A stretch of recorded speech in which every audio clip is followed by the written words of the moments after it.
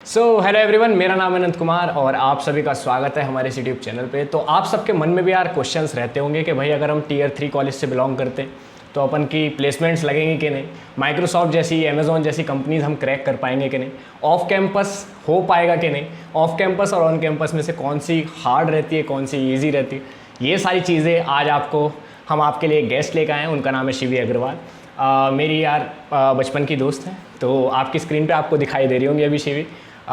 शिवी सबको हेलो कह दो। Hi everyone. सो शिवी से आज हम कुछ क्वेश्चंस पुटअप करेंगे, उनके वो आंसर देंगी, शायद आपको हेल्प मिले। वीडियो को एंड तक देखना और इसी तरह का कंटेंट आता है तो चैनल को सब्सक्राइब कर देना। तो चलिए आज का वीडियो स्टार्ट करते हैं। तो सबसे पहले यार शिवी, मैं आपसे जो क्वेश्चन पूछना चाहता हूँ वो ये पूछना चाहता हूँ कि ऑफ कैंपस और ऑन कैंपस में से ईजी कौन सा रहता है, मतलब क्या ईजी रहता है बच्चे किसके लिए। जैसे मान लीजिए किसी का कॉलेज ख़राब है, आपका तो फिर भी ग्राफिक एरा था तो अच्छा कॉलेज था, उसमें कंपनीज़ आती।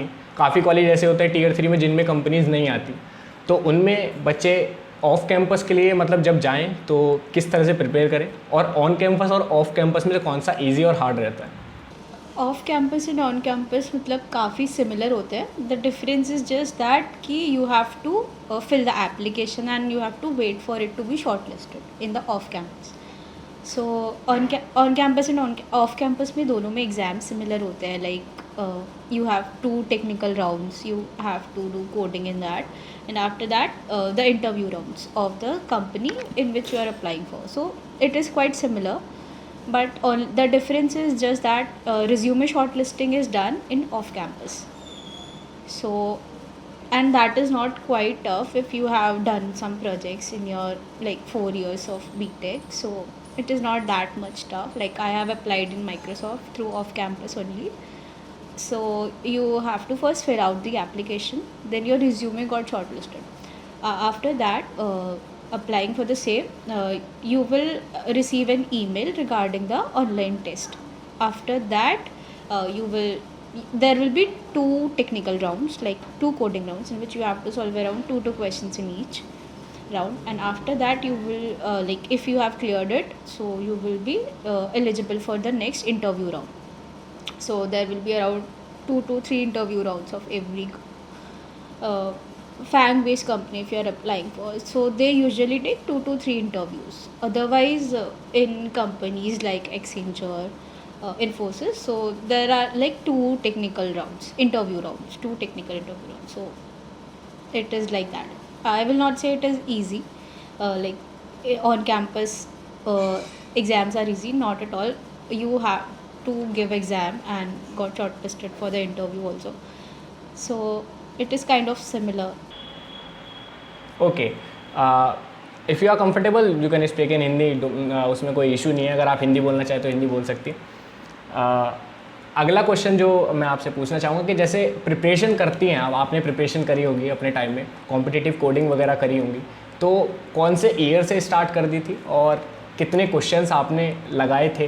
क्या जो नए बच्चे आ रहे हैं उनको फर्स्ट ईयर से ही लग जाना चाहिए या वो एक आधा साल रेस्ट ले सकते हैं स्टार्टिंग में। जब मैंने स्टार्ट किया था तो मैंने लाइक फर्स्ट ईयर से ही स्टार्ट किया था ऑनेस्टली। तो अगर आपका गोल लार्ज बिग कंपनीज का है तो मतलब I would prefer to start from like first year. Otherwise you can like some people also do like 6 months, so you can also prefer that. तो आप लोग कर सकते हो लाइक 6 मंथ्स से, अगर आपके अंदर इतनी कैपेबिलिटी है तो you can go for it before 6 months, like preparation start कर सकते हो।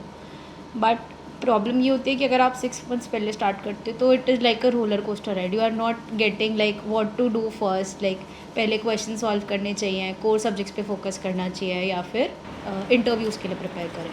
तो उस और प्रोजेक्ट्स भी आ जाते हैं उसी में, है तो ना? उस टाइम पे स्ट्रेस ज़्यादा होता है और प्रिपरेशन आप कम कर पाते हो। तो that is why I am not saying कि पहले 4 साल में ही स्टार्ट कर दो, बट हाँ लाइक एटलीस्ट 1 साल पहले से स्टार्ट करोगे तब जाके होगा। Like we use to do in boards as well. Like 12th class में क्या होता था कि हम पूरा 1 साल प्रिपेयर करते थे तब जाके एंड में कुछ रिजल्ट मिलता था। तो इट इज़ लाइक सिमिलर कि अगर आप कैपेबिलिटी रखते हो कि हाँ 6 मंथ में हो जाएगा आपका सब कुछ, तो you can prefer that. Otherwise just go for at least 1.5 year. Okay, so basically जो इन्होंने कहा उसका मतलब ये है कि भाई स्टार्टिंग में ही आप अगर बड़ी कंपनीज़ को टारगेट कर रहे हो तो अपने फर्स्ट ईयर से या फर्स्ट ईयर के बाद से जस्ट स्टार्ट करना शुरू कर दो, तो आपके लिए बहुत आसानी रहेगी। बाद में जाके बहुत केओस हो जाएगा, बहुत सारी चीज़ें आपको एक साथ करनी पड़ेगी। तो शिवी, आपने अभी बोर्ड्स की बात करी, तो मैं ये पूछना चाहता हूँ कि इसमें कुछ बोर्ड्स का 12th का योगदान था या नहीं, बस बिल्कुल कॉलेज की लाइफ अलग ही होती नहीं, है? College life is completely separate. मतलब आपसे कोई पूछेगा भी नहीं आपके 12th में मार्क्स कितने आए थे। स्टार्टिंग में होता है कि हाँ कॉलेज नहीं मिल रहा है, अच्छा कि मार्क्स उतने नहीं हैं, बट ऐसा कुछ नहीं होता है कि जब आप कॉलेज में चले जाते हो तो कोई मार्क्स पे कुछ डिपेंडेंट नहीं होता है। There are a few companies मतलब जो 60% का क्राइटेरिया रखते हैं कि आपके एटलीस्ट 12th में 60% होने चाहिए। ओके ओके, मतलब बेसिक क्राइटेरिया रहता है वो जेई मीन्स वाला या जो कॉलेज एडमिशन के टाइम पे क्राइटेरिया रहता है वही वाला क्राइटेरिया रहता है, राइट? हाँ, वो भी कुछ ही अच्छा। कंपनीज में, like 1 to 2 companies, otherwise they do not care about your 12th percentage. अच्छा, अगर अभी कॉलेज की बुराई करनी पड़े तो आप कर लेना, ठीक है। अभी मैं पूछना चाहता हूँ कि जैसे आप कॉलेज में वो ग्राफिक एरा में आप थे, तो आपको मतलब कॉलेज से हेल्प मिलती है? कैसे फैकल्टीज़ मतलब हेल्प करते हैं, या फिर आपको सारा खुद ही ऑनलाइन पढ़ के या ऑनलाइन करके करना पड़ता है? मतलब हेल्प तभी मिलती है जब आप उसके लिए पूछते हो। कॉलेज मतलब सारे टीचर्स का यही होता है कि जब तक आप पूछोगे नहीं तब तक वो मतलब उनको पता नहीं चलेगा कि आप किस चीज़ में प्रॉब्लम फेस करो। बहुत सारे बच्चे ऐसे होते हैं कि उनको पता ही नहीं चलता कि उनको प्रॉब्लम कहाँ पर आ रही है। तो हमारे कॉलेज में मतलब we had a strong placement team, मतलब वो हमेशा हमारी सपोर्ट करते थे। बट यू नो कि आपकी सपोर्ट के लिए सब लोग रहते हैं, बट एट द एंड आपको जो सेल्फ प्रिपरेशन होती है दैट इज़ मस्ट। सो मेरे केस में सेल्फ प्रिपरेशन ने बहुत ज़्यादा बड़ा रोल प्ले किया, because I use to do a lot of coding by my self, and if I am facing any issues like there are teachers for that. Okay, ठीक है। तो college से भी आपको मतलब हेल्प मिल सकती है अगर आप टीचर से जाके पूछेंगे या हाँ, यू टीचर से हैव जाके टू बात आस्क करेंगे तो? For it. ठीक है, वरना उसके अलावा तो बीटेक में आपको खुद ही ज़्यादा नहीं, मेहनत करनी एक्चुअली पड़ती है। हर कॉलेज में कितने सारे बच्चे होते हैं, मतलब बहुत ही सारे होते हैं, तो हाँ। किसी को नहीं आइडिया लगता है कि किसको हेल्प चाहिए जब तक आप खुद से नहीं बोलोगे तो कैसे। अच्छा, इसमें एक और चीज़ थी शिवी, जैसे मैं मैकेनिकल इंजीनियर हूँ और आप कंप्यूटर साइंस इंजीनियर हैं, तो मेरे क्या क्या चांसेस हैं? अगर और बच्चे सोच रहे हैं कि भाई अगर किसी और ब्रांच से हैं तो क्या उनके भी पूरे चांसेस रहते हैं? क्या वो भी एग्ज़ाम दे सकते हैं? Yeah, for क्या वो भी sure. अपने आप से प्रिपरेशन कर सकते हैं? इसके बारे में आप क्या कहना चाहेंगे? हाँ, लाइक अगर आप किसी भी बैकग्राउंड से बिलोंग करते हैं, the thing that is important is your coding skills. अगर आपको वो आती है तो आपका बैकग्राउंड मैटर नहीं करता। If you are from mechanical, electrical, any branch, so you can apply for it. Okay. Just okay be strong. Okay, अगर हम अच्छा, अब इसी से क्वेश्चन निकलता है कि अगर हम प्रिपेयर कर रहे हैं माइक्रोसॉफ्ट के लिए, आपकी तरह अमेजोन ने आपने क्रैक करी, माइक्रोसॉफ्ट क्रैक करी, अडोब में इंटर्नशिप भी थी आपकी, हाँ। तो उस हिसाब से अगर हम देखें तो क्या क्या प्रिपेयर करें? कौन कौन से मतलब कॉम्पिटिटिव कोडिंग पे ज़्यादा फोकस करें या डीएसए पे फोकस करें? किन चीज़ों से हम प्रिपेयर कर सकते हैं, मतलब सोर्सेज उसके, और कौन कौन सी वेबसाइट है जहाँ पे हम प्रैक्टिस कर सकते हैं? So like start with DSA, like basic DSA. तो जैसे आप बेसिक डीएसए से स्टार्ट करोगे तो अपने कोर कंसेप्ट्स पे काम करो पहले, कि जो भी लाइक स्टैक्स है, क्यूज़ है, तो पहले उनके बारे में पढ़ो, like what are these all about. मतलब जब तक आपका इंटरेस्ट नहीं होगा तब तक आप नहीं कर पाओगे, तो पहले इंटरेस्ट बिल्ड करो। लाइक क्योंकि कुछ बच्चे होते हैं जिनसे कोडिंग नहीं हो पाती है, बट वो थ्योरी बहुत अच्छे से प्रिपेयर कर लेते हैं। तो मतलब स्टार्ट विद द थ्योरी, कि पहले उसके लिए प्रिपेयर करो थ्योरी के लिए, फिर उसके बाद move on. Like what I have preferred is leet code. मैंने क्या किया था कि मैं डेली चैलेंजेस सॉल्व करती थी लीड कोड पे। There is a section where you can solve daily challenges on LeetCode. अगर कंसिस्टेंसी इम्प्रूव करनी है, इंटरेस्ट बनाना है, तो डेली चैलेंज करो। और फिर आप क्या कर सकते हो, जैसे आपका डेली चैलेंज करने का मन नहीं कर रहा है, तो what you can do is there are a lot of difficulty based filters. तो जैसे आपने ईजी से स्टार्ट किया, then switch on to medium, then switch on to hard questions. So मेरे केस में मेरा प्रेफर्ड प्लेटफॉर्म लीड कोड रहा है, but you can also prefer hacker rank. I have done a bit of competitive coding too, like we have hackathons in our college, so we used to just do a bit of coding in that, but not much. I haven't done much of competitive coding. मतलब इतना important competitive coding नहीं होता है, main cheese is कि आपका जो भी skills है लाइक बेसिक नॉलेज है वो आप अप्लाई कर पा रहे हो प्रॉब्लम सॉल्विंग में या नहीं कर पा रहे हो। ओके ओके, सो मतलब बेसिकली आपको डीएसए वगैरह अच्छे से करना है। कॉम्पिटिटिव कोडिंग अगर आप उतना अच्छे से नहीं भी हाँ। करते हो तो भी आपका काम चल सकता हाँ, है। वन मोर और थिंग कि अगर आप डीएसए पे लाइक अगर आपकी बहुत स्ट्रॉन्ग कमांड है then you can switch to competitive coding, but like जो प्री रिक्विजिट है वो हमेशा डीएसए रहती है कि आप पहले उसके लिए प्रिपेयर करो। ओके, और इसमें प्रोजेक्ट का भी रोल रहता है, मतलब प्रोजेक्ट्स इंपॉर्टेंट होते हैं कि नहीं होते हैं जो हम प्रोजेक्ट्स प्रोजेक्ट्स करते हैं इंटरव्यू companies के टाइम पे बहुत इंपॉर्टेंट होता है। Like if you have some projects in your resume तो you have something to talk about, like you have some proof like what you have done in this 4 years, what skills you have, like the skills you have mentioned in your resume are worth it, कि जो भी आपने mention किया है वो at least आपको आता है बाय डिस्प्लेइंग योर प्रोजेक्ट्स। तो project important Okay. Role play करते हैं but it is not that important कि उसके बिना आप इंटरव्यूज़ में बैठ नहीं सकते हो। It is just a proof कि हाँ आपने वर्क किया है इन 4 साल में। Okay okay okay. अच्छा, अगर कॉलेज बिल्कुल ही ख़राब हो, कंपनीज़ ही ना आ रही हो, मान लो कुछ कॉलेज होते हैं जिसमें कंपनीज़ नहीं आती, जैसे अपनी सिटीज़ में होते हैं, लोकल सिटीज़ में, या छोटे कॉलेज होते हैं, टियर 3 से भी नीचे कुछ आ जाते हैं, तो उसमें क्या पॉसिबल है कि हम माइक्रोसॉफ्ट जैसी कंपनी को निकालें, अमेज़ॉन जैसी कंपनी को निकालें? हाँ, पॉसिबल क्यों नहीं है, पॉसिबल तो सब कुछ है आजकल। मतलब ऑफ कैंपस इतने सारे अपॉर्चुनिटीज़ मिलते हैं, लाइक वॉलमार्ट है, अमेज़ॉन है, अमेज़ॉन वाओ फॉर गर्ल्स है। मतलब अमेज़ॉन वाओ का एक प्रोग्राम है, तो उसके थ्रू क्या होता है कि all India pan India programme है वो, तो क्या आप जितने भी गर्ल कैंडिडेट्स हैं तो वो अप्लाई कर सकते हैं उसमें। और बाकी अमेज़ॉन में ऑफ कैंपस भी होता है, माइक्रोसॉफ्ट में ऑफ कैंपस होता है विच आई हैव अप्लाइड थ्रू, और बहुत सारी कंपनीज है जिसमें आजकल ऑफ कैंपस होता है। There is a website called dare to compete, so वहाँ पे बहुत सारी ऑफ कैंप जितने भी कंपनीज है वो अपना एग्ज़ाम्स शेड्यूल करते हैं, तो you can apply for that to.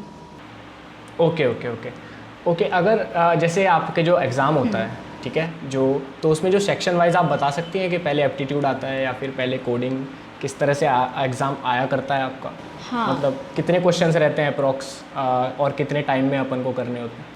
C this depends on a company to company basis. So बहुत सारी कंपनीज का एप्टीट्यूड राउंड होता है, लाइक गोल्डमैन सैक। तो गोल्डमैन सैक का क्या होता है कि पहले एप्टीट्यूड राउंड होता है, लाइक 2 एप्टीट्यूड राउंड्स होते हैं उनके, देन कोडिंग राउंड होता है। Like if you have completed all the questions in both the rounds, so you will be eligible for the coding round. But there are a series of companies like Amazon है, Microsoft है, तो इनके जितने भी rounds होते हैं वो coding rounds होते हैं सारे। अमेज़ॉन में एक सेक्शन होता है एप्टीट्यूड राउंड का, वो एकदम लास्ट राउंड में होता है कि जैसे आप टेक्निकल राउंड के लिए बैठे हो, तो जब आप कोडिंग सॉल्व कर लोगे उसके बाद आपका एप्टीट्यूड राउंड होता है।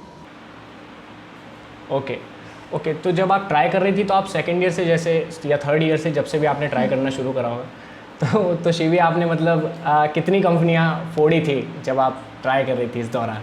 कितनी कंपनियां मतलब कुछ ऐसा तो नहीं है कि पहले आपने माइक्रोसॉफ्ट फोड़ी थी, उससे पहले भी कुछ निकाली होंगी, राइट? मैंने मतलब in total like on campus off campus मिला के टोटल अराउंड 11 कंपनीज क्रैक की थी। तो मतलब कुछ कंपनीज ऐसी थी जिनका बेस कम होता है, but yeah you have to learn from it कि धीरे धीरे you have to build that कि आप एक के लिए अप्लाई करो, फिर you get the motivation that you deserve much better, so I keep on applying for them. Okay, so शुरू में आप मास रिक्रूटर वाली कंपनी पे निकली थी या पहले ही आपने एक बड़ी निकाल ली थी ताकि आपको रिलैक्स फील हो रहा था उसके बाद, या पहले छोटी कंपनीज आई थी उसके बाद आप? हाँ, जब कॉलेज में कंपनीज आई थी तो हमारा ऑन कैंपस का जो रिज़ल्ट आता है वो काफ़ी लेट आता है, तो हमें पता ही नहीं चलता है कि हमने क्रैक किया है या नहीं किया है एक्चुअली। बस टेक्निकल राउंड्स का फिर भी पता चल जाता है because you are eligible for interview rounds then. But क्या होता था कि हम बैठ रहे हैं, हमने मतलब इंटरव्यू वगैरह सब दे दिया बट कोई रिज़ल्ट नहीं आया। तो पहले तो then I applied for off campus, तो कुछ कंपनीज थी जो मैंने मतलब ऑफ कैंपस में निकाल ली थी पहले, बट हाँ पहले मास रिक्रूटर में हुआ था मेरा सबसे पहले। ओके ओके, पहले मास रिक्रूटर्स में हुआ था, तो मतलब आप पहले से ही अच्छी थी आपने धीरे धीरे और अच्छी हुई और उसके बाद आप लगातार कंसिस्टेंटली एफर्ट डालते हुए आपने माइक्रोसॉफ्ट और अमेज़ोन हाँ और अडोब आपने निकाली है ना। हाँ जी।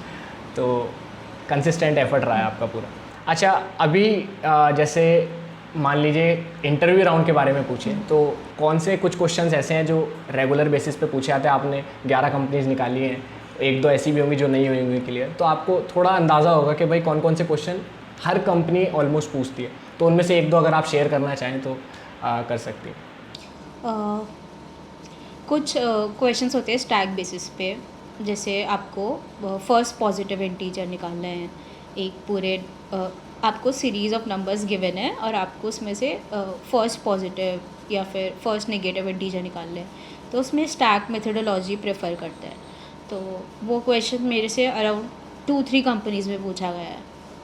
हाँ, तो जो क्वेश्चंस पूछे जाते हैं वो usually like next greater element हो गया, स्टैक, वो भी स्टैक का यूज़ करके पूछे जाते हैं। मतलब ये बेसिक क्वेश्चंस हैं जो हर मतलब जो फाउंडेशन होता है एक इंटरव्यू का, कि जिससे इंटरव्यूअर क्या करता है कि आपको जान लेता है कि आपको इतने क्वेश्चंस आते भी है या नहीं, कि वो डिफ़िकल्टी लेवल बढ़ा है या नहीं।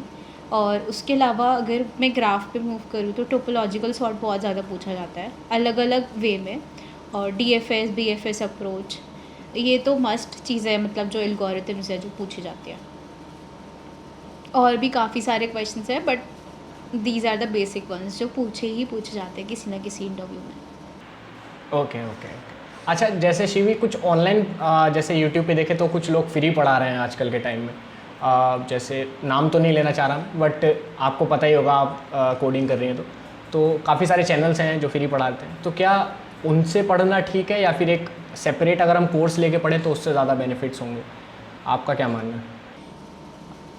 मैं ऐसे कमेंट तो नहीं कर सकती कि हाँ ये बेटर रहता है, बट जो मेरे लिए वर्क किया है वो मैंने ज़्यादातर फ्री कंटेंट ज़्यादा प्रेफर किया है, लाइक यूट्यूब चैनल्स। तो कुछ कंटेंट क्रिएटर्स ऐसे हैं जो बहुत अच्छा कंटेंट बनाते हैं, मतलब आपको एकदम से समझ आ जाता है, कोई भी क्वेश्चन सॉल्व नहीं हो रहा है तो उनका पूरा एक्सप्लेनेशन अवेलेबल रहता है, और कोई पॉइंट भी नहीं बनता है कि आप ज़बरदस्ती पैसा लगाओ एक कोर्स में जब ऑनलाइन इतना सारा कंटेंट अवेलेबल है। एक दो यूट्यूबर्स के नाम बताना चाहेंगे आप? हाँ, मैंने पेप कोडिंग से प्रिपेयर किया था, और एक यूट्यूबर है लव बब्बर, सो उनके काफ़ी अच्छे काफ़ी अच्छा कंटेंट रहता है, मतलब आपको समझ भी बहुत ईजीली आ जाता है। हाँ जी हाँ जी। लव बब्बर से अमन दत्तरवाल को नहीं किया था क्या? नहीं, मैं यूजुअली प्रेफर वही किया है, बिकॉज क्या होता है कि अगर आप अलग अलग चैनल्स पे स्विच करोगे तो आपका वो भी एकदम से स्विच हो जाता है कि आपको पढ़ना किस वे में है। तो अगर आप कंसिस्टेंट रहोगे कि यूट्यूब चैनल पे तो काफ़ी प्रेफरेबल रहता है वो, कि आपका माइंड डाइवर्ट नहीं हो रहा, आप रोज़ की वीडियोस देखो, रोज़ एक प्लेलिस्ट फॉलो करो, तो काफ़ी सही रहता है। ठीक है, तो मतलब फ्री में काम हो जाएगा आपका, फ्री में माइक्रोसॉफ्ट मिल रही है और अच्छा खासा पैकेज लग रहा है। तो इस वीडियो को यहीं पे एंड करना चाहूँगा यार मैं। और शिवी, मैं आपसे पूछना चाहूँगा लास्ट में, आप कुछ एडवाइस करना चाहें, कोई फर्स्ट ईयर में आ रहा है या फिर थर्ड ईयर में है, सेकंड ईयर में, तो आप क्या एडवाइस करना चाहेंगी बड़ी कंपनीज़ के लिए? हाँ, तो एक रियलिस्टिक गोल रखो हमेशा जब भी आप स्टार्ट कर रहे हो कोडिंग, और थोड़ा पहले स्टार्ट करो, बिकॉज बाद में स्टार्ट करोगे तो केओस रहेगा ही रहेगा। और कंसिस्टेंट रहो जो भी कर रहे हो। आप कंसिस्टेंसी के लिए डेली चैलेंजेस सॉल्व कर सकते हो, बहुत सारे प्लेटफॉर्म्स प्रोवाइड करते हैं, लाइक लीड कोड हो गया, हैकर रैंक हो गया। तो be consistent in whatever you do. या दैट। ठीक है, तो so thank you Shivi for visiting our channel. और इसी तरह का एजुकेशनल कंटेंट लाते हैं यार। अभी तक चैनल को सब्सक्राइब नहीं किया तो सब्सक्राइब कर देना। और भी कई लोगों को मैं ट्राई कर रहा हूँ लाने की, तो आने वाले टाइम में वो भी आएंगे। मिलते हैं यार अपने अगले वीडियो में, तब तक के लिए have a see ya good day, bye bye everyone.